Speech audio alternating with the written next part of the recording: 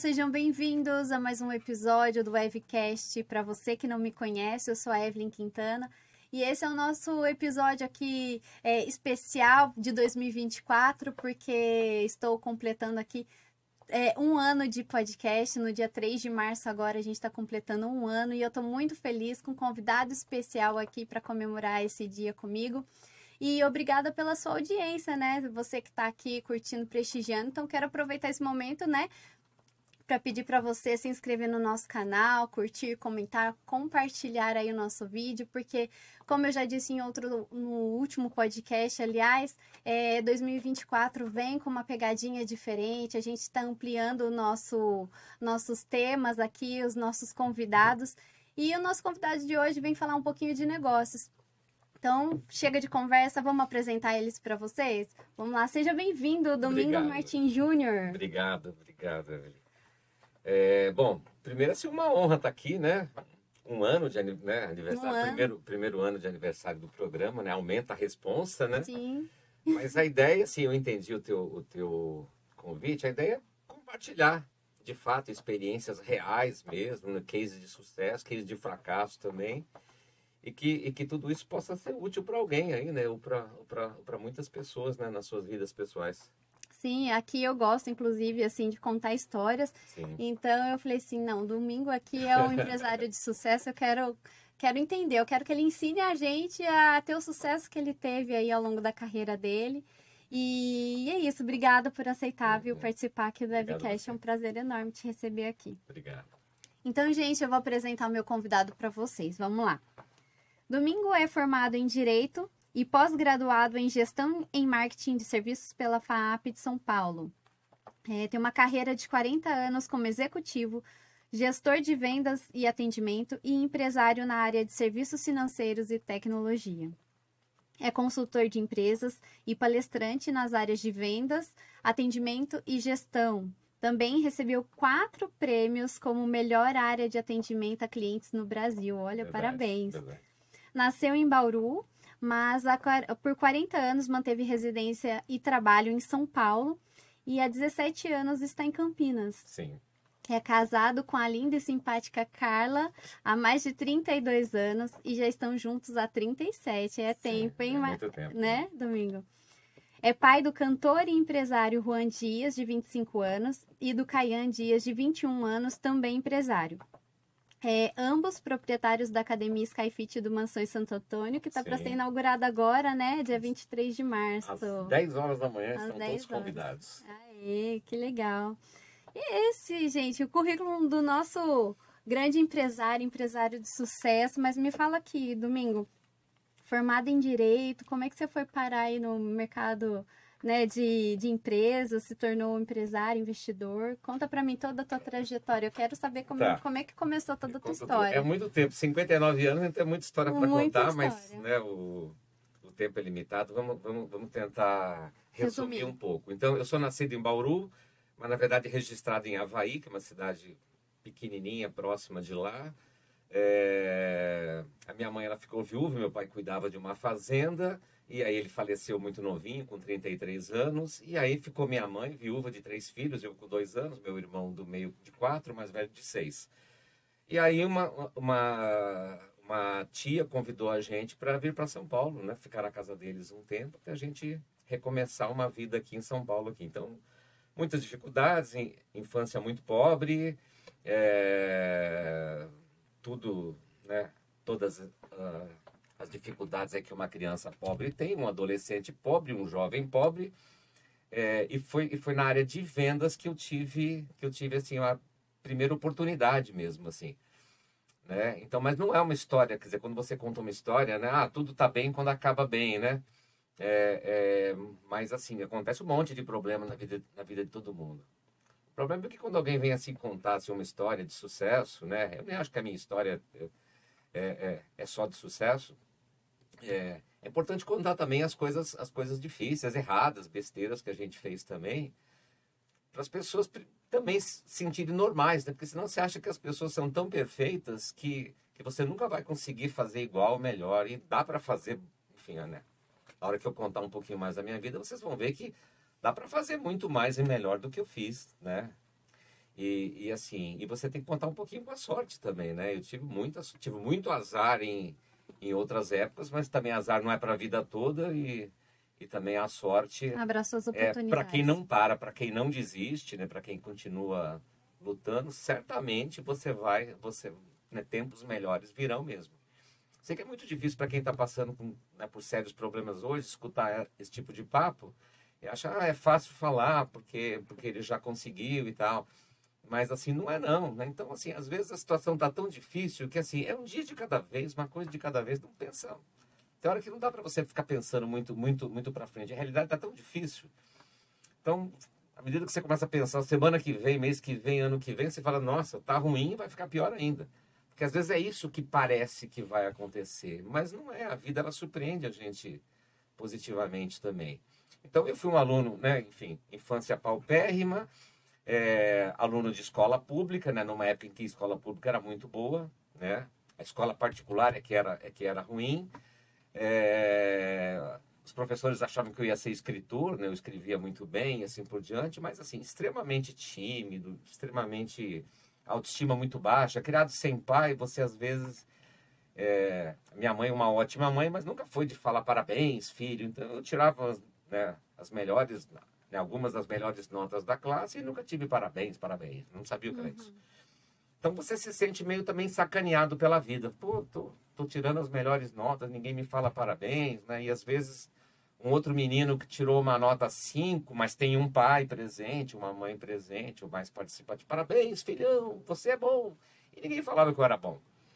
Né? Então, isso tudo afeta também. Né? Não vou te dizer que isso aí me atrapalhou boa parte da minha vida também. Mas Bom, marcou a sua infância de uma forma. exatamente. E aí fui ser operário de empresa, fui fazer Senai, né? Que era uma escola profissionalizante, aliás, muito boa e tal. E me formei, entrei com 14 anos, me formei 2 anos depois, trabalhei até os quase 20 anos na indústria metalúrgica em São Paulo. Isso aí no final dos anos 70 até início dos anos 80, mas aí eu queria ser cantor. Imagine, uma criança pobre, um jovem pobre até então, né, um adolescente pobre, quer ser cantor. Pô, você está metido a besta? Né? Quem você pensa que é? Né, você quer ser cantor. E eu já escrevia muito, né? Era-se um poeta, né? Escrevia e tal, mas ainda não tinha virado música. Aí aquelas letras começaram a virar música. Eu queria ser cantor, queria ser cantor. Quando eu perdi meu emprego, próximo de 20 anos, eu falei, eu não vou mais trabalhar na indústria, eu vou ser cantor.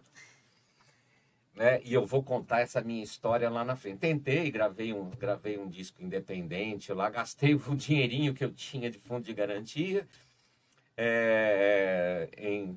gravando 2 músicas próprias. Na verdade, né, não aconteceu nada, não conhecia o mercado, não conhecia ninguém. Aí entrei numa banda de rock, né, tô falando isso anos 80, em São Paulo, né, o rock estava fazendo sucesso no Brasil e tal, tivemos uma banda de rock, quase chegamos a virar profissionais, né, mas ficamos assim no underground, fazendo shows pequenos, autorais, fazíamos baile também, cantava das 10 da noite às 5 da manhã, 7 horas de pé cantando, samba, bolero, rock, mas não podia cantar as músicas autorais nessa época.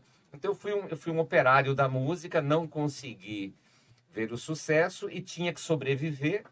E aí, na época, né, acho que até hoje é assim, poucas áreas te dão assim, oportunidade. Eu não queria usar aquele meu cursinho do Senai, então fui ser vendedor. Né? Vendedor de enciclopédia porta a porta, vendedor de terreno na praia, um monte de coisa. Vendedor de consórcio, ali já era uma empresa, foi uma escola para mim, né? Uma inflação de 85% ao mês e você vender consórcio de carro, né? Mas aprendi muito, conheci pessoas, aí entrei no mercado de proteção ao crédito, ali fui... mas era muito assim ruim ainda como vendedor, né? Autoestima, eu queria ter o cabelo comprido até hoje, né? Sou cabeludão, né? Gosto de ter cabeludão. Mas para ser vendedor na época era complicado, né? Um vendedor não tinha roupa, não tinha, né? A primeira entrevista que eu fui fazer, eu fui com roupas emprestadas, gravata de um, sapato do outro, um terno lá de um senhor que tinha morrido, o terno, né? Acho que o defunto era menor, assim, né? Eu não podia usar o terno porque porque ia mostrar que ele não era curto, então eu usava sempre aquele paletó nas costas para dar a entender. Só que era inverno, julho, eu morrendo de frio, não podia nem reclamar de frio e não podia usar meu paletó. Então esse foi o meu começo na área de proteção ao crédito, vendedor de rua, porta a porta, onde eu fui o pior vendedor da empresa. O pior. Mal arrumado, baixa autoestima, tinha vergonha de ser vendedor, não contava para ninguém que eu era vendedor. Eu tinha vergonha de bater na porta das empresas, mas era do jeito que a gente vendia, batendo porta a porta, vendendo proteção ao crédito e tal. Problemas mil, assim, né? Tudo para dar errado, né? Mas algumas pessoas viram alguma coisa em mim, não sei, de repente até mentiram para mim, mas eu acreditei. Você tem potencial, você tem isso. E o lado da música também me ajudou um pouco a ser um pouco mais comunicativo e assim por diante. E eu vi que em vendas tem meritocracia. Eu falei, opa, quem vende muito bate palma, quem vende... Só que eu era da turma que não vendia quase nada, né? Morria de medo de ser mandado embora. Então, peraí, eu preciso fazer alguma coisa.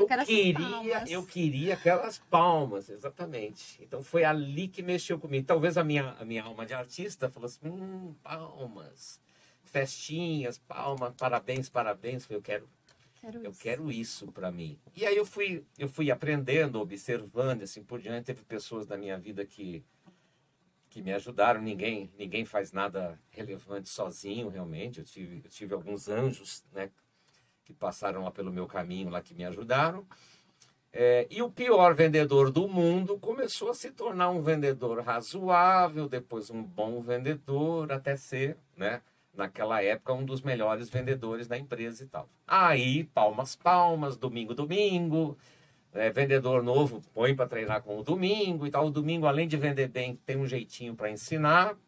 Domingo, um belo dia, virou gestor, né? Supervisor de vendas, o primeiro cargo na carreira e por aí vai. O domingo é um bom supervisor, as equipes dele ganham prêmios, Aí o domingo virou gerente. E aí tive uma carreira, trabalhei 20 anos só em uma única empresa de proteção ao crédito, metade ela era uma empresa nacional, depois virou uma empresa americana e toca estudar inglês, 11 professores de inglês, chefe americano, e tinha que falar inglês, os visitantes iam lá, queriam visitar a tua área, tinha que falar inglês, toca falar inglês. Então, me virei lá no inglês esses anos todos, até que um dia você leva assim um pé na bunda, né? É demitido. Então, eu não conhecia. Até então, era só ascensão, né? Então, foram 6 promoções em 20 anos, né? Até chegar nos maiores cargos lá, da área comercial. Também fui gestor de atendimento. Foi muito bacana. Deu uma domada no domingo vendedor, para olhar um pouco mais... Na época, vendedor não era tão ligado em cliente, assim, era vender. Era a escola da época. Mas eu tive a sorte de ter sido gestor de atendimento também, né? Eu era o ombudsman da empresa, que era uma espécie assim, de defensor do cliente dentro da empresa. E ali também eu vi um lado bacana meu, assim, né? Porque o domingo vendia bonitinho. Então, por isso é que eu fui convidado para ser gestor de atendimento. Além de ser um bom vendedor, um bom gestor de vendas, também tinha assim um jeito para lidar com o cliente no pós-venda, no atendimento, assim por diante. E lá já foram 5 anos lá como gestor dessa área. Nesses 5 anos nós ganhamos 4 desses 5 anos, a gente ganhou como melhor atendimento a cliente do Brasil, né? Num prêmio que chama Consumidor Moderno. Acho que ele existe até hoje. Era o Oscar assim, do atendimento no Brasil. Ganhamos na categoria prestação de serviços, que era a nossa área. Então, bacana também. Então, esse mix vendas, atendimento me ajudou a fazer. Depois trabalhei em outras empresas também do setor, em concorrentes e assim por diante. Até que um belo dia, e não vou mentir aqui, dizer, você sempre quis ser empreendedor, você tem alma empreendedora do Brasil. Não tinha. Eu tinha, para ser bem sincero, eu sentia que a minha carreira de gestor, à medida que você vai ficando mais velho, eu já tinha passado dos 40, e no Brasil, né, na época, já 40 anos era velho, né? Hoje acho que com 30 anos já deve ser considerado velho, não sei como é que tá. Então, na verdade, eu fui um empreendedor por necessidade. Falei, eu preciso mudar de categoria, porque daqui a pouco eu vou ser gestor, né, de empresas muito menores. Né? Aí você começa a descer a ladeira, né? E eu falei, preciso... Aí, coisas que eu aprendi, né, na pós-graduação em gestão e marketing de serviços, né? Quando você não consegue ser líder de uma categoria, cria uma nova categoria e seja líder dela. Eu falei, então eu preciso sair dessa de gestor e virar empreendedor. Mas isso passou alguns anos. E aonde? Ser gestor aonde? Vou montar uma pizzaria, vou montar um restaurante. Estou cansado desse segmento, muitos anos. Muita gente que está assistindo a gente já passou por isso. Muito cuidado. Quando você muda de segmento, legal, novos ares, novas coisas, mas o teu passe desvaloriza. Porque você é um novato numa outra área. E se você for um novato como funcionário, como gestor, esse novato, primeiro vai ter dificuldade de entrar numa área nova. Se entrar, vai ganhar menos do que o teu passe vale menos. Quando você vira empresário de uma área nova, eu vou trabalhar com pizzaria, restaurante, loja disso, e eu entrevistei inúmeros candidatos assim, a vendedor assim, na minha vida toda, e vários queimaram todas as suas economias querendo abrir um negócio sem ter um preparo e assim por diante. E aí não deu certo. E eu tinha esse receio. Mas Então, o meu plano era virar empreendedor no segmento onde eu atuava. As minhas chances ali seriam maiores e foi o que acabou acontecendo. Deixa eu entender. Você foi demitido, então, dessa empresa, da área de crédito. Sim. E aí, quanto tempo depois você começou a empreender nesse mesmo... ainda demorou um tempo. Demorou. Né? Eu ainda trabalhei em outros você ainda concorrentes. fez outras coisas concorrentes. Fui ainda gestor em outros concorrentes, mas assim, é um segmento que não tem tanta empresa grande assim. Ele tem uma cauda longa com vários concorrentes pequenos e tal, mas eu não queria trabalhar como gestor em empresas pequenas, até porque eles não iam pagar o salário que eu tinha na época. Aí a oportunidade E os grandes, apareceu. praticamente, eu já tinha trabalhado em quase todos, então eu estava vendo as portas ali meio que fechando. Eu falei, se eu sair desse último aqui, para onde eu vou, né? Então comecei a amadurecer cada vez mais a questão de ser empreendedor, de preferência na área onde eu atuava. Que você já tinha bastante experiência, Sim, conquistas, então prêmios, conhecia mercado. já entendia bem, né? Exatamente, e aprendi com muitas pessoas, né? Eu era assim, né? Eu gostava muito, apesar de ser área comercial e atendimento, eu procurava ter amizade com gerente de crédito, gerente de cobrança, gerente de TI, gerente de RH, eu procurava ter amizade com essas pessoas todas e tal. Quando eu fui gerente de atendimento, que você olha o Brasil todo, né, e você tem o mapa assim, das reclamações dos clientes, você entende qual a filial que vende mais bonitinho, qual a filial te dá muita informação, né, feedbacks de clientes e tal. E quais os departamentos da empresa que mais causam problemas para clientes também. Então eu tinha que interagir com as áreas internas com muito jeitinho, né? Não podia ser só um defensor lá do cliente e sair com a bandeira, vamos tratar bem o cliente, porque você precisa encontrar um ponto de equilíbrio. Se você fizer tudo o que um cliente quer, a tua empresa quebra. Porque as necessidades, os desejos são ilimitados, né? E os recursos são limitados. Então eu procurei encontrar um meio termo ali entre atender os clientes, as demandas dos clientes, as expectativas dos clientes e trabalhar com as áreas. Aí, né, aprendi muito, eu tive um chefe muito bom, Oswaldo Alvarenga Júnior, hoje ele está em Portugal, empresário, também escritor, um dos melhores chefes que eu tive, aprendi muito, muito com ele, até hoje nós somos amigos, até hoje ele é uma espécie de mentor meu. Então, de olhar dados, né, parar de fazer as coisas no achismo também. Isso, na época, era uma novidade. O gestor que analisava dados era tudo na inspiração, tive uma sacada e vai embora. Muita coisa errada sendo feita. Então, aprendi, dentre outras coisas, aprendi muito isso. Então, comecei a olhar a empresa, saber quais as áreas causavam mais problemas. Fiz um ranking dos potenciais problemas e comecei a trabalhar também na prevenção dos problemas. Não só apagar incêndio dos clientes que reclamavam e tal. E na base da reclamação também aprendi muito. Eu tinha que atender a imprensa queria fazer uma divulgação lá negativa, enfim, eu tinha que mostrar o outro lado também, atendia muito PROCON, advogados querendo ganhar... A indústria do dano moral já tinha começado naquela época, né, eu precisava defender a empresa, então eu trabalhei muito preventivamente também. Então, isso me obrigou a interagir com gestores de todas as áreas.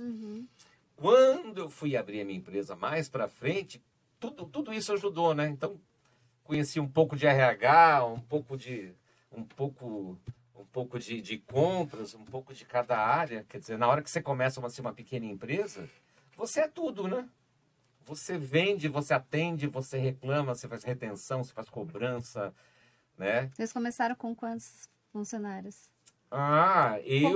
Eu mais um sócio e mais duas, três pessoas, assim, era muito pouco, né? Era muito pouco. Até que a gente, enfim, à medida que você começa a vender, começa a ter dinheiro, aí você começa a fazer as coisas assim. Mas começou do 0,0. Não tinha um gato para puxar pelo rabo. E as economias diminuindo a cada mês. Então, para você aí que pensa em abrir uma empresa, tem uma reserva, né? Acho que vale esse alerta também, né? É um risco calculado. Se você esperar as condições ideais para abrir uma empresa, você não vai abrir nunca. Nunca. E assim, como que foi startar esse negócio? Tirar a ideia do papel e colocar? Porque assim, o conhecimento vocês já têm, mas o empreender para vocês era uma novidade. Foi fácil aplicar aquilo, constituir a empresa, de fato, fazer ela rodar? Nossa, tua pergunta é excelente. Quer dizer, qual o momento entre o sonho, o desejo, a necessidade, a vontade, mas você ainda tem um emprego, e você partir, né? Para mim, particularmente, o que me motivou, eu não estava me sentindo valorizado na empresa onde eu estava. Por N motivos. Também uma parte eu acho que eu merecia também. Eu estava, acho que, deixando a desejar em algumas coisas. Mas acho que respeito é tudo, né? E comecei a ver que tinha uma onda de gestores mais jovens. Eu era já um gestor considerado velho e assim por diante e tal. Então, isso daí foi a gota d'água para falar, chega. Eu vou ter que tomar a iniciativa de sair e partir para outra coisa. Mas também, vê bem, eu tinha filhos pequenos para criar, né? Eu tenho 2 filhos. Então, você também não pode ser irresponsável. Né? Então, segurança total para montar um negócio, você não vai abrir um negócio nunca. Vai ter um risco, mas que seja um risco calculado. Então, tinha uma certa reserva. Com a saída minha dessa empresa, foi uma saída negociada também, já acabei tendo um pouco mais de reserva. Mas aquela empresa, a nova empresa que começou do zero, tinha alguns meses para aquilo começar a dar dinheiro. E nos primeiros meses, aí fica também um toque também, de novo, a reserva. Tudo bem, você não vai ganhar dinheiro no primeiro mês, né? Talvez não no segundo. Enfim, isso depende muito do segmento que você faz, né? Então tem segmento que você já começa a faturar no primeiro dia, mas, enfim, alguns segmentos demora mais. E o custo vem na frente. O aluguel, funcionários, insumos e tal, vem na frente. Despesas, né? Você tem que visitar cliente. A empresa, a sede já estava em Campinas, tinha que ir muito para São Paulo para visitar clientes e assim por diante. Então, eu chegava lá para minha mulher, depois de alguns meses já, e eu falava para ela, tenho 2 notícias para você. 2. Uma ruim e a outra pior. Qual é a ruim? Ainda não tem pagamento. Ainda não, né? Ainda estava acostumado com cabeça de peão. É outra coisa importante, viu? Quando eu era vendedor, demorei muito para me assumir vendedor. O que é um vendedor de qualidade? Enfim, demorei para tal. Depois, quando eu virei gestor, eu era um gestor com cabeça de vendedor, eu já tinha mudado de função, é diferente, demorava. Eu ficava até na mesma mesa dos vendedores. Eu tinha meio que vergonha de sentar na mesinha do supervisor e parecer metido. Enfim, são loucuras que passam na cabeça. Quando eu virei empresário, também demorou um tempão. Cabeça de peão ou cabeça de funcionário. Não tinha cabeça de empresário. Era uma coisa nova, era um outro ciclo, né? Que estava começando. Então tinha aquela questão, mulher, 2 notícias, uma ruim e uma pior. Qual é a ruim? Não tem pagamento ainda. Mas não tem nada. Pagamos todas as contas e não sobrou nada. Tá, mas qual é pior que isso? Transfere 15 mil para a conta da empresa, porque tem um buraco de 15 mil lá, ou 20 mil. Depois, com o tempo, né? Enfim, a empresa vendendo e cuidando e né, as coisas rodando. Transfere 10. transfere 8, transfere 5. Até que teve um mês que não precisou transferir mais nada, mas ainda não tinha pagamento. Até que chegou o momento que começou a ter lá um prolabore que a gente definiu, né? Uma coisa importante também, tem muita empresa pobre, dono rico. É um erro, porque você vai sugando demais a empresa, a tua empresa morre por inanição. E hoje, passado alguns anos, então a gente reinvestiu tudo na empresa, né? Chamado bootstrap, né? Nada de investidor, eu nunca quis um investidor para me botar um dedo na minha cara. Eu falei, se eu quisesse chefe, eu não teria aberto empresa. Então eu não tinha essa vontade. Também não acho que é errado, não, dependendo do momento, às vezes da necessidade, o investidor é importante. Querendo começar, talvez. Mas a gente não queria, porque a empresa só crescia, né? Então a gente, ao invés de andar com uma Ferrari e tal, andava com um carro menor, mas a empresa tinha dinheiro e reinvestia. Acho que fizemos isso tempo demais. Também é um alerta para quem é empresário. Começa a formar teu patrimônio também. Uhum. Porque se a empresa quebrar, e ela pode quebrar por N motivos. Uma crise de imagem, uma crise, um risco jurídico, um concorrente que chega, uma nova tecnologia que mata o teu setor. Pode acontecer um monte de coisa. Então, empresário também é isso, viu, gente? Um dia você acorda achando que você vai ficar bilionário. Vou ficar bilionário. Agora eu vou ficar bilionário. Bilionário, não é nem milionário, bilionário.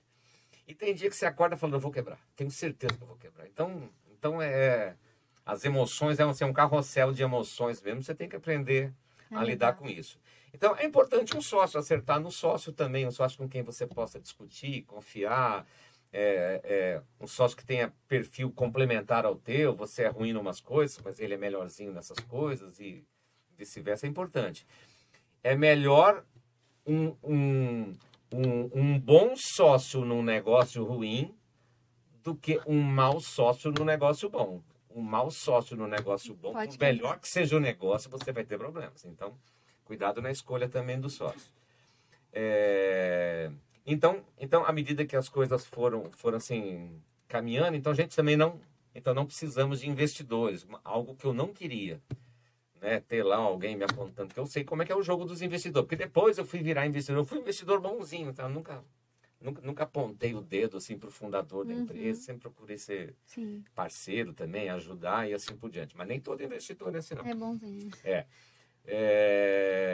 Então, veja bem o que você faz. Então, é importante que você tenha patrimônio também, porque se a empresa quebrar, você não tem nada, e às vezes o pouco patrimônio que você tem, você vai ter que usar para pagar despesas, passivo trabalhista e outras coisas mais que você tem. Então começa a equilibrar isso também, entre ter uma empresa saudável financeiramente, reinvestir na empresa, mas também construir um patrimôniozinho, porque se der tudo errado e a empresa quebrar, você não vai ter que recomeçar do zero, você vai ter um fôlego para decidir o que você vai fazer e tal. Tá, além de você falar assim, tem um patrimônio, você também em algum momento pensou em investir em outras coisas?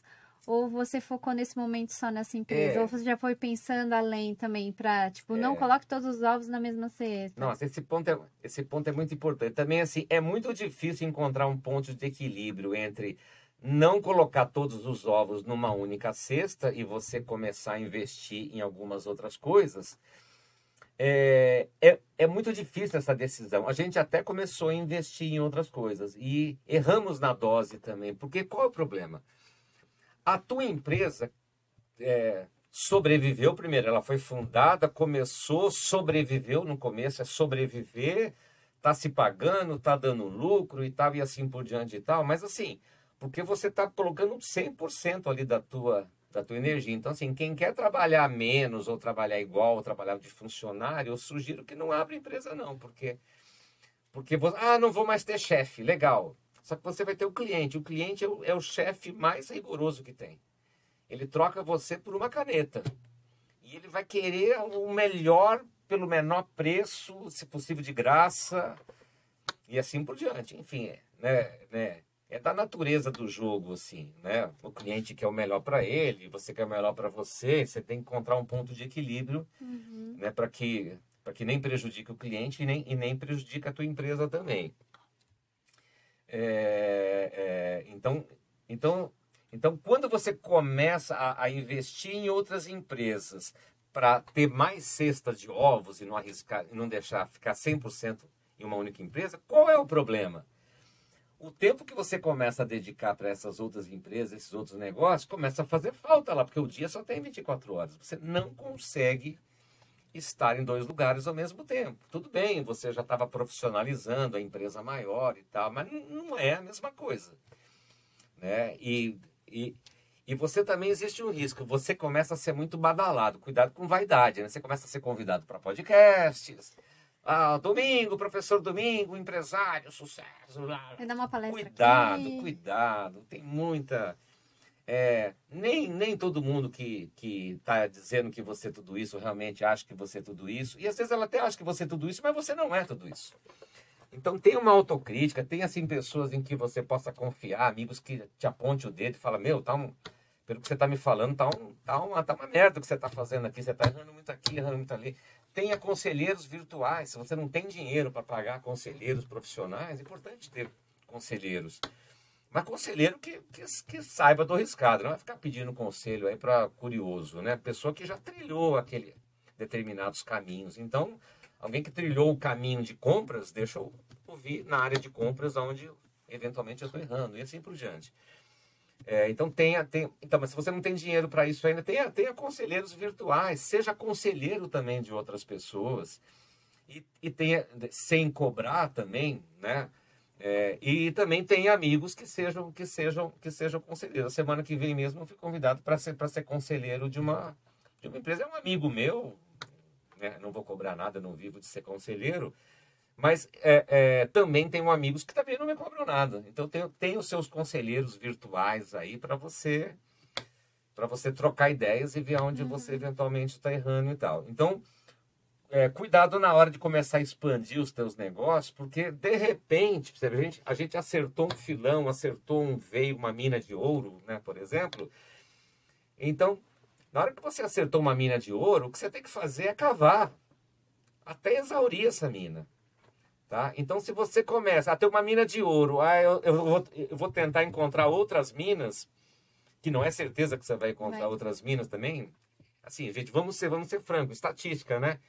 É muito difícil fazer uma empresa de sucesso. É muito difícil. Mais de 80% das empresas quebram no primeiro e segundo ano de vida.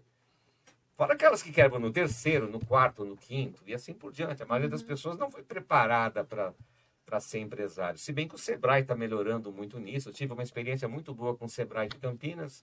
Parabéns para vocês aqui. Fui lá com a expectativa muito baixa, mas na época me atenderam muito bem, né? Nos ajudaram muito. Mas, de um modo geral, as pessoas não são preparadas para isso. Enfim, então ali já começamos a cometer um erro também. Querer investir em outras empresas, mas não era só investir com dinheiro, era com gestão. Aí que mora o perigo. Você começa a ser tão elogiado ou por funcionários. Pô, tem um puxa-saco também que fala... Existe um funcionário que te dá feedback sincero, que acha que você fez uma coisa legal, mas também Tem um puxa-saco. existe um puxa-saco. E tem amigos também que elogiam sem saber, também está olhando o resultado, mas ele está olhando um saldo, mas às vezes você errou muito. Então é importante que alguém te aponte o dedo. Cara, legal, você ganhou o jogo, mas você perdeu esse gol aqui, você errou aqui, poderia até ter perdido o jogo. Então é importante aprender com os erros. E você acha que... E você acha que vai virando um Midas. Do mesmo jeito que eu fiz essa empresa dar certo, onde eu pôr a mão, vou dar certo. Não é assim. Não é assim. Até porque lá deu certo por N motivos. Às vezes nem você sabe exatamente. Então é uma receita de bolo que deu certo, mas você nem sabe 100% dessa receita para replicar em outra. Não sabe nem a quem atribuir. Mas um dos motivos já seria diferente. Aquela outra, eu era 24 horas pensando nela. Quando eu abro um outro negócio, eu já começo a dividir meu tempo, dividir meu coração, minha mente. E se for um negócio muito diferente desse, aí a curva de aprendizado é muito maior, o risco de dar errado. Então a gente fez realmente algumas coisas que não deram muito certo, alguns erros básicos. De novo, é importante ter novas cestas, ter novos investimentos e tal, mas faz isso com cuidado, sem matar a tua galinha dos ovos de ouro atual. As outras são possibilidades, potencial não paga conta. Vamos investir no futuro. Sem presente não tem futuro. O presente financia o futuro. Então, a galinha dos ovos de ouro é que pagava aquelas empresas. Então, se você não tomar um cuidado, você vai largando a galinha dos ovos de ouro, ela vai ficando largada, anêmica, e você não consegue outras galinhas de ovos de ouro. Aí essa galinha fica pagando a conta das outras, quer dizer, ela vai drenando recursos e energia dessa empresa. E é o erro de muitas empresas, né? Muitas que às vezes empresas. pega o recurso da empresa para ficar pagando dívida de outra, aí começa a misturar tudo, e aí... Exatamente. Principalmente porque, assim, a gente procurou aplicar na primeira empresa e depois nas outras também uma metodologia de gestão. Então, existe metodologia de vendas, metodologia de atendimento, metodologias de gestão, enfim, tem metodologias para tudo. De novo, metodologia é uma coisa importante, tá? Parece bobagem e tal. É um jeitão de fazer a coisa, que toda vez que você faz a coisa de um determinado jeito, a probabilidade de dar certo é maior. Isso é um método, isso é uma metodologia. Mas vamos chamar de jeitão, tem um jeitão de fazer as coisas. Você tem que saber qual foi o jeitão que você adotou na primeira empresa que deu certo, para você procurar replicar nas outras também. Mas a maioria não tem metodologia. Sei lá, o cara abriu um restaurante, deu super certo, ele acha que vai abrir o segundo e vai dar certo. Eu já vi muito isso. Abre o segundo, o dono não consegue estar nos dois lugares ao mesmo tempo, e o segundo restaurante quebra e arrasta o primeiro também, quebra os dois. Então, toma muito cuidado com isso. E cuidado com a tua vaidade ou com a tua autoestima exagerada, de aonde eu sou Midas. Onde eu ponho a mão, não é assim. Não é assim. Então, a gente errou por erros que a gente poderia ter até evitado, né? Basta você validar algumas coisas, né? Mas, de novo, a vaidade, a pressa de ter uma segunda galinha dos ovos de ouro, de ter plano B, plano C, que tudo isso é importante. Cuidado, que a busca do plano pelo plano B, pelo plano C, matar o teu plano A, que é o teu presente, é a realidade que você tem. Então, se você acertou num negócio, gasta a maior parte da tua energia exaurindo, capitalizando, rentabilizando o que você já tem. Você estava com a empresa lá no auge do sucesso, já pensando nessas outras. Mas aí vamos voltar um pouquinho mais recente aqui, assim, a pandemia. Sim. Como que vocês lidaram nessa época de pandemia, né? Como que foi? Reduziu o quadro de funcionários, foi para casa? Teve um impacto nesse sentido também? Redução de clientes? Como que foi? Olha, no geral, assim. A pergunta é excelente e assim... Como é bom você ter gente boa no teu time, gente melhor do que você. Sendo muito sincero, quando eu vi pandemia, tudo fechando, porque não adianta só a tua empresa poder funcionar. A nossa empresa, em 24 horas, estava 100% home office. Né? Nós chegamos a ter 157 funcionários, né? As equipes de TI, de suporte, fizeram show. Para 157. Em 24. E olha, tínhamos uma sede nova, gigantesca, né? 2 sedes próprias, acho que você conheceu as 2 sedes próprias, né? A segunda sede própria, muito mais bonita e muito maior e tal. E de repente, para nada, né? Aquilo virou um mausoléu, né? Um local vazio, ninguém ia lá e tal. Todo mundo. Então, parabéns pro time que conseguiu botar todo mundo trabalhando 100% home office. Mas vê bem, você não é uma ilha, você faz parte de uma cadeia produtiva. Então, não adiantava nada. As nossas vendas eram todas remotas. Atendimento remoto, então não tinha nada presencial. Então, beleza, a gente conseguia ligar para os nossos clientes, atender, vender, cobrar, fazer tudo remotamente. Mas e o nosso cliente?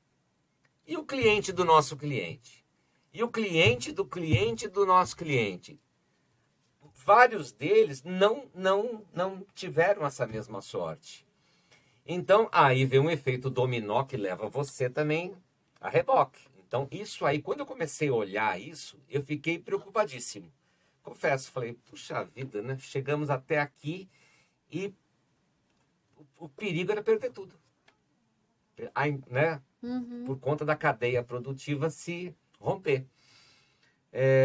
Mas na equipe, pessoas muito inteligentes, pessoas muito assim, envolvidas, engajadas, encontraram maneiras ali, que foi acho que uma coisa que que nos ajudou bastante. A pandemia, de fato, enfim, é uma tragédia de saúde, uma tragédia mundial, inédita, né? Nunca teve nessa proporção na história do mundo, acho que nem a peste negra foi assim. Mas para a nossa empresa foi muito bom. A maioria dos nossos concorrentes vendia presencial, atendia presencial e começaram a travar. Alguns concorrentes perderam 50% do faturamento. E nós não perdemos nada e continuamos crescendo ainda mais, até pela falta de concorrência, né? Porque a gente já estava estruturado para atrair prospects no digital, né? Vender remotamente, atender remotamente, dar suporte, enfim, tudo, a gente fazia tudo remoto. E parte da equipe, que teve umas ideias muito assim bacanas, encontraram maneiras da gente ser o oxigênio também de alguns clientes, de ajudar alguns clientes, inclusive com alguns produtos, alguns serviços, ajudando os nossos clientes a também vender remotamente, atender. Então a gente começou a vender limões, né? Né, todo mundo chorando, a gente conseguiu vender lenço. E salvamos muitos clientes, inclusive financeiramente. A gente meio que financiou alguns clientes, muitos clientes, eu diria, né? Porque eram milhares de clientes no Brasil todo. Então, nós conseguimos crescer, capitalizar aquele momento graças a alguns funcionários. Eu confesso, eu não teria aquela ideia. Né? Por isso que você tem que ter pessoas melhores do que você. Por dentro eu não falava nada, né? Eu era meio animador de auditório e tal, mas por dentro eu falei, caramba, ferrou. E aí, né, graças a Deus, né, independente da religião de cada um, Deus nos ajudou muito. Muitas vezes que nós erramos, Deus foi lá e consertou. Algumas pessoas do nosso time foram escaladas por Deus, porque a gente escalaria de um jeito diferente. Então o acaso nos ajudou muito. É importante isso, porque senão você fica se achando o bom e acha que você faz tudo e não é. Então isso foi determinante. Quer dizer, alguns profissionais, não só pela capacidade deles, né? A gente nunca teve medo de contratar pessoas melhores do que a gente. Tanto é que nas conversas de sócio a gente falava, cara, eu sou o que eu sou. Eu não sou tão ruim quanto os meus inimigos acham. Não sei se eu tenho inimigos, mas pessoas que de repente não simpatizam comigo. Eu não sou tão ruim quanto eles acham, mas eu também não sou tão bom quanto a minha mãe acha. Eu sou o que eu sou. E a empresa, quando você começa a empresa, tudo bem, eu sou um piloto de teco-teco. A empresa vai virando um Boeing e você tem que admitir, assim, cara, eu não sou tão bom assim. Eu tenho um cargo nessa empresa que, de repente, se eu fosse no mercado, eu não conseguiria um cargo de diretor disso, de CEO. Será que eu conseguiria se eu não fosse o dono? Então é importante você... o dono da empresa, né, é o único que não deve se deixar levar pela vaidade, né? Então, você não tem medo de contratar pessoas melhores do que você e assim por diante, mas não é só o conhecimento dessas pessoas. Você precisa, por inspiração, pelo exemplo, por várias coisas, engajar essas pessoas. Então, essas pessoas se sentiam donos da empresa. Foram essas pessoas que tiveram as sacadas e que ajudaram nas execuções para a empresa continuar crescendo, né, até em detrimento. A gente não queria o mal também dos nossos concorrentes, mas acabou acontecendo. Tanto não queríamos o mal dos nossos concorrentes que nós, por iniciativa nossa, criamos uma associação que reunia todos os nossos concorrentes, né, que não tinha ainda assim, uma associação, para compartilhar as melhores práticas, para não comerciais. Veja bem, cada um tem o teu segredinho de vender ali. Aí é normal, cada um Isso vai... que eu ia perguntar. Em questões em comum. Em questões de compliance, em questões de imagem, de mercado, porque não adianta a tua empresa estar toda bonitinha. Se teus concorrentes começam a ter crises jurídicas, crises de imagem especialmente, isso vai esbarrar em você, porque vai esbarrar no teu mercado. Então nós começamos um processo, hoje essa entidade é uma realidade, hoje assim, ela interage com congressistas em Brasília, ajuda a melhorar leis que feitas às vezes por pessoas que não conhecem exatamente um segmento, enfim. E você tem que saber a importância do teu segmento para a sociedade, não é só você. Então, claro que você não pensa em nada disso quando você está começando uma empresa. Você está pensando em assim, como é que eu vou comer amanhã, né? Como é que eu vou pagar meu aluguel no final do mês. Então, Mas depois que a tua empresa começa a dar lucro, começa a ter gordura, começa a crescer, é importante que o empresário tenha uma visão maior do mercado, maior do setor, que você queira o bem comum também do setor, porque uma andorinha só não faz verão também. Se todos os teus concorrentes quebrarem, é um mercado que quebra também, né? Então você não... Então é importante. Então não tem que ter esse egoísmo, não. Então tínhamos parceria, sim, e amizade, né? Depois a união com os concorrentes, você vai conhecendo eles como pessoas. Então o setor ficou mais forte. Algumas práticas que não eram boas, assim, a gente foi ajudando e estimulando a que elas não fossem feitas para que o mercado todo crescesse como um todo. De todo esse tempo que você ficou atuando aí, né? Você teve os momentos de altos e baixos, assim... qual que foi para você o mais difícil? Em que momento da constituição da empresa até esse auge, até chegar na pandemia talvez, que você foi se reerguendo, vocês foram se reinventando aí para manter a empresa e tal, poder ajudar outras pessoas através da associação. Qual foi o momento que você julgou mais difícil ao longo da administração da empresa e aquele que você falaria, aqui eu errei, eu não faria, aqui como recomendação, como dica para você, não façam assim, aqui eu errei nisso, mas aqui eu fiz tal coisa, deu muito certo, isso que você na sua empresa, eu acho que vale a pena como dica, assim, de ponto difícil da sua vida e... Sim. Olha, perrengue o que não falta muitos, na vida de um gestor, né? Ou depois que você vira empresário, na vida do empresário. Tem muito perrengue. Só que na tua empresa, a diferença é que você é a última instância. Depois você vai reclamar com quem? Com o bispo, né? Então, você é a última instância. Por isso que você não deve dar o primeiro combate também. Eu vou ser o primeiro. Não, calma. Então, se preserve também. Você tem que ter tempo de pensar, de olhar o futuro. Então, também, empresário, dono, que tudo bem, no começo você faz tudo isso. Você bate o escanteio, corre para cabecear. Você tem que fazer tudo. Você é o porteiro da tua empresa, você é o cobrador, você é o vendedor, você é tudo. Mas na hora que a tua empresa vira uma empresa de verdade mesmo, você tem que se reservar um papel de poder olhar o todo. Olhar o futuro, olhar riscos, oportunidades, né? Porque se você não fizer isso, ninguém vai fazer, não. Cada gestor está olhando o seu quadradinho, quer bater a sua meta. Claro que alguns gestores conseguem ter uma visão maior, mas não espere isso deles. Isso é responsabilidade tua. Então, se você é dono de uma empresa que já tem um certo porte, você quer fazer tudo, você quer atender todas as ligações, você não vai ver o principal. Quer dizer, o transatlântico teu tá vindo, tem lá um iceberg lá na frente e ninguém tá vendo, então você tem que olhar. Mas algumas, né, tem gente que chama isso de efeitos colaterais, enfim, eles vão acontecer, com certeza. Problema com sócio, problema com fornecedor, problema com cliente, problema jurídico, problemas diversos e tal. Ninguém imaginou uma pandemia mundial naquelas proporções, enfim, ninguém imaginou isso e tal. Mas, então, esse eu diria que foi um dos maiores perrengues, né? Até que algumas pessoas da equipe começaram a ter umas sacadas de transformar aquele limão numa limonada, e que foi de fato o que aconteceu. Mas, por exemplo, teve um momento lá que o nosso portal, todas as consultas, né, que eram feitas, os serviços, eram prestados através de um portal nosso. Esse portal ficou fora, eu acho que uns 10 dias. Durante 10 dias, nenhum cliente conseguia consumir nada. Zero.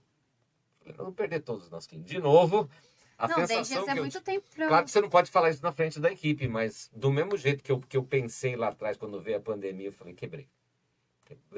quebrei, e nem tinha tanto patrimônio assim.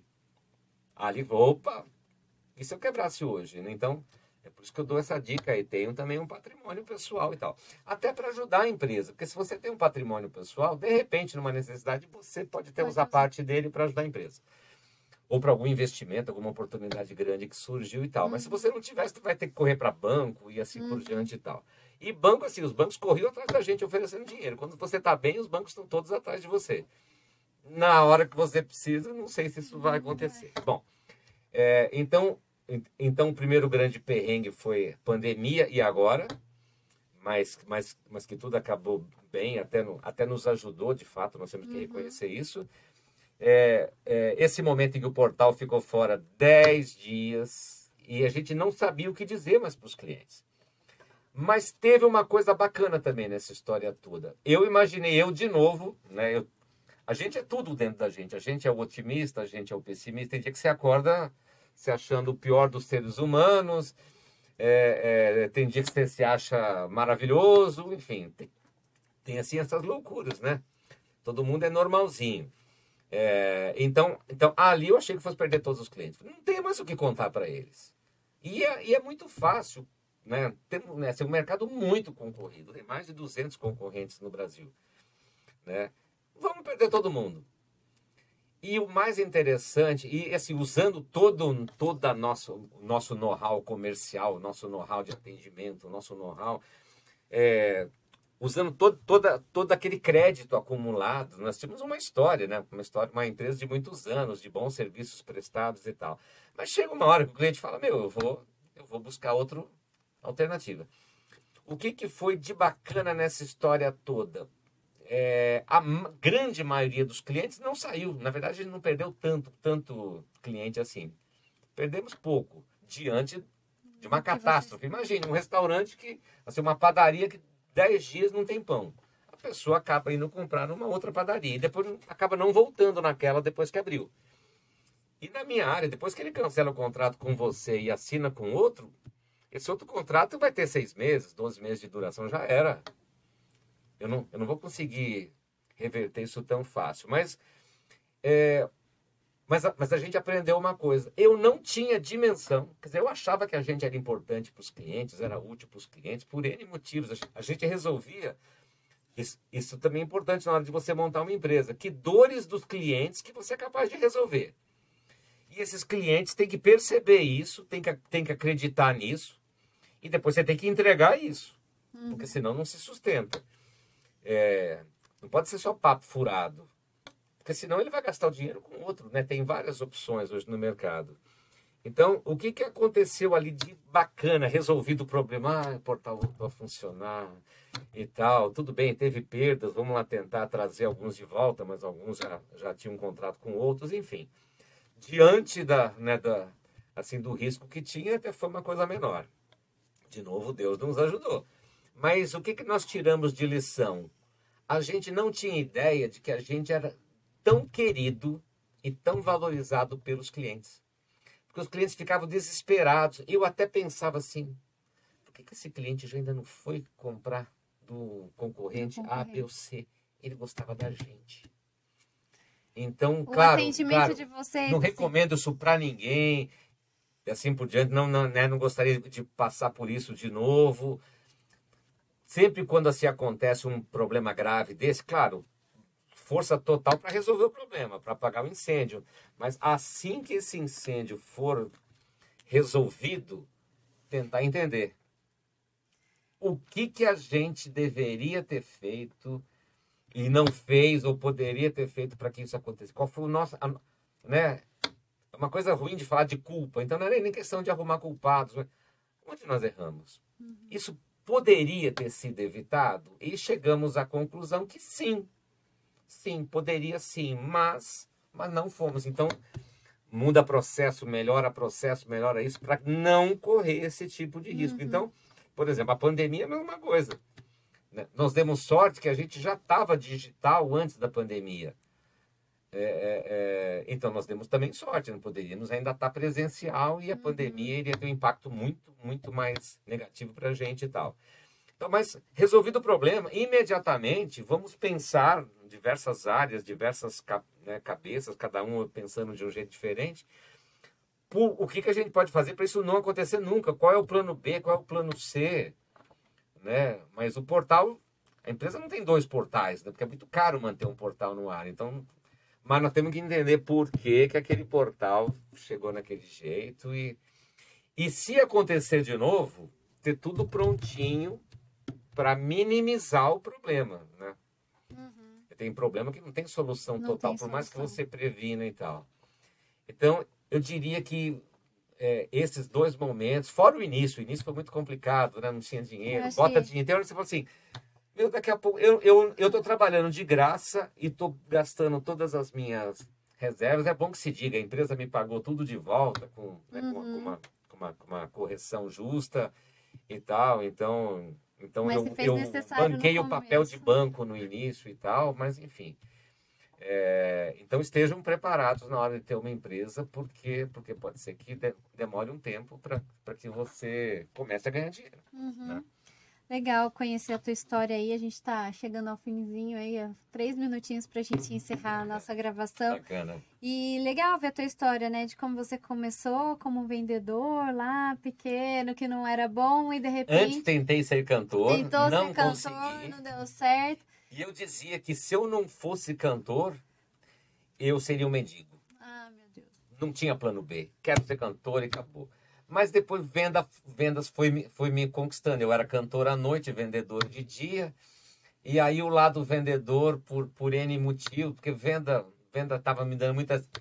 Aliás, a música estava me dando muitas tristezas, vendas me dando alegria, eu acabei me apaixonando por vendas. Eu acho que tudo teve uma ligação, que nem você comentou, né? O fato de você ser músico, ter empatia com as pessoas, te fez, né, se tornar um bom funcionário na empresa, crescer, ser promovido, entendeu? E que te trouxe grandes know-how para criar a tua empresa e ali crescer. Sim. Quem conheceu a tua empresa também, né, sabe aí que vocês, assim, era uma empresa onde os funcionários gostavam de trabalhar, porque assim, não era só competência dos funcionários, porque, claro, a empresa cresce quando você tem funcionários competentes, mas quando tem amor, prazer em trabalhar ali, eu acho que isso faz a empresa ser o que ela é, crescer como ela cresceu e ter o sucesso que ela teve, que te tornou, assim, esse empresário de sucesso. Gente, a gente tá bem no finzinho, né? Acabando, 2 minutinhos, 1 minutinho. Os funcionários, por iniciativa deles, totalmente espontâneo, batizaram a empresa como a empresa mais legal do mundo. Ah, então... Claro que não era a mais legal do mundo, deve ter outras mas se muito batizaram mais. porque ali eles mas eram uma felizes. coisa espontânea, eles eram felizes. E não é que não tinha cobrança, tinha metas, tinha tudo. Mas é o jeito que era feita a coisa...